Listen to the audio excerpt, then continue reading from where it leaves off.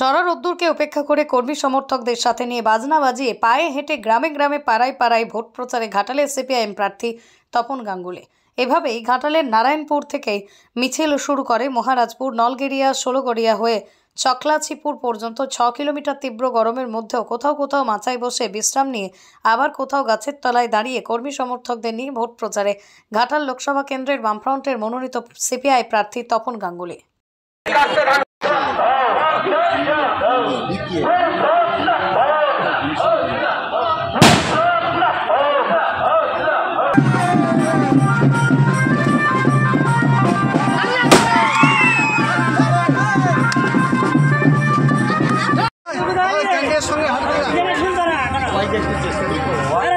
রাজ্য বিক্রি হয়ে গেল, দেশও বিক্রি হয়ে গেল।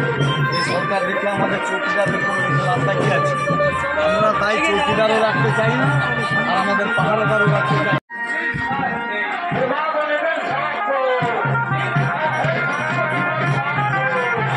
দেশের জন্য আমাদের এই ভেদাভেদ ছিল, কিন্তু আমাদের দেশের সরকার মাথার উপরে রেখে আমাদের দেশে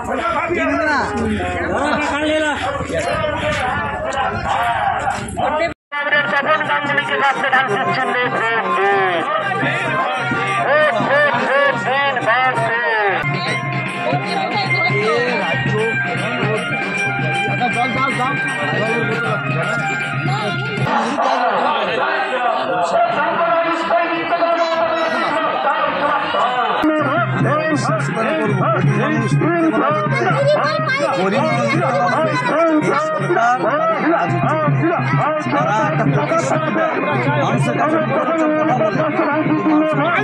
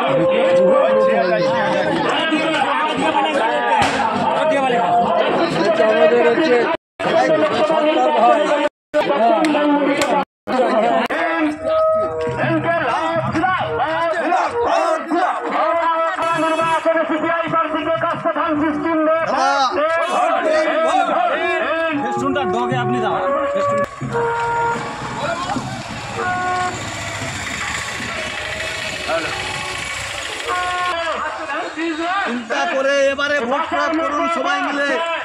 মানুষের পারে পরিবর্তন করতে, মানুষের সেই ক্ষমতার অধিকারী আমাদের কাছে বদল ঘটান।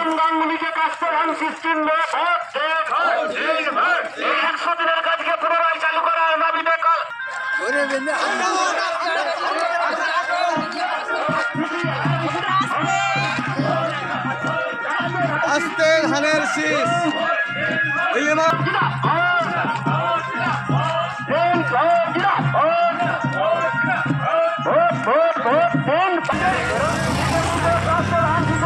ভোট প্রচার করছেন? ভোট প্রচার করছি আমাদের সহযোদ্ধারা সহ আমাদের সঙ্গে নিয়ে, যে গ্রামে যাচ্ছি পাড়ার সমস্ত মানুষজন আমাদের সঙ্গে হাঁটছেন। তারা এবারে একটা প্রতিজ্ঞাবদ্ধ হয়েছেন যে এই দেশের সরকারকে বদল ঘটাতে হবে। তার কারণ হচ্ছে তারা একটা নীতি নিয়ে চলছেন, সেই নীতিটা হলো এই ধর্মীয় বিদ্বেষ বিভাজনের রাজনীতিকে আজকে সংগঠিত করতে চাইছে। দেশের ঐক্যকে দুর্বল হচ্ছে, সংবিধানকে মানছে না, সংবিধানকে তোয়াক্কা করছে না, বিচার ব্যবস্থাকে তোয়াক্কা করছে না, রিজার্ভ ব্যাংককে তোয়াক্কা করছে না। কালো টাকার নাম করে একটা টাকা উদ্ধার হলো না। 15 লক্ষ টাকা যে আমাদের প্রত্যেকটি মানুষের কার্ডে চলে যাওয়ার কথা, সে টাকা যায়নি। একটা ভাঁওতাবাজি, কোনো শিল্প স্থাপন হয়নি নরেন্দ্র মোদীর 10 বছরের শাসনকালে। কর্মসংস্থান নেই, 2 কোটি বেকার যুবকের কর্মসংস্থানের যে প্রতিশ্রুতি দিয়েছিল সেই প্রতিশ্রুতিকে তারা ভঙ্গ করেছে। এখন মানুষের জন্য কোনো নীতি নেই, মানুষ যা অধিকার অর্জন করেছিলেন এ যাবৎ কাল সেই অধিকারগুলোকে কেড়ে নেওয়ার চেষ্টা চলছে। অধিকার কেড়ে নিচ্ছে। গ্রামীণ কর্মসংস্থানের জন্য যে টাকা বরাদ্দ তাকে কমিয়ে দেওয়া হচ্ছে, টাকা নেই। আর রাজ্য সরকার কেন্দ্র সরকারের যুদ্ধ চলছে, এ হিসাব দিচ্ছে না, সে টাকা দিচ্ছে না। গ্রামের মানুষের দোষটা কোথায়? তারা কাজ পাচ্ছেন না। ফলে এগুলোকে মানুষ এখন চিন্তা ভাবনার মধ্যে আনছেন। তারা বলছেন যে আমরা বদল ঘটাতে চাই। দুর্নীতিগ্রস্ত, দুর্বৃত্তায়ন, ভ্রষ্টাচার, মিথ্যাচারের রাজনীতি কেন্দ্র করছে, রাজ্য করছে। মানুষ অসহায় হয়ে পড়ছেন। তাই মানুষের কাছে একটাই অস্ত্র, তার ভোটের অধিকার একটাই। তারা সংকল্প নিয়েছেন নরেন্দ্র মোদীরও একটা ভোট সে দিচ্ছে শিল্পপতিদের হাতে।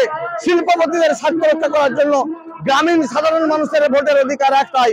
তারা তাদের নিজেদের স্বার্থে, নিজেদের শ্রেণীর জন্য তারা ভোটটা প্রয়োগ করবেন, বদল ঘটাবেন সরকারের। গরম বলে কিছু নেই। মানুষ সারা বছর ধরে দারুণ কর্মক্লান্ত, অসহায় ভাবে সংকটের বোঝা মাথায় নিয়ে তারা চলছেন। অত্যাধিক মূল্য বৃদ্ধি, তাই এই গরমকে উপেক্ষা করেই সরকার বদলের চেষ্টায় তারা দিন রাত পরিশ্রম করছেন, সামিল হয়েছেন প্রতিবাদী কণ্ঠস্বর নিয়ে। মানুষের ভাষা আজকে দারুণ প্রতিবাদী ভাষা। তারা শুধু নিজেদের জন্য নয়, প্রতিবেশীদের জন্য তারা চেষ্টা করছেন যে তোমরা বদল হও, বদল ঘটাও। আর একটা নতুন পরিবর্তন প্রয়োজন, যে পরিবর্তনের একমাত্র উত্তরাধিকারী হচ্ছে জনগণ। যারা ভোট প্রয়োগ করেন তারা সেই ভোট প্রয়োগ করে বদল ঘটাবেন, এটা আমি সুনিশ্চিত।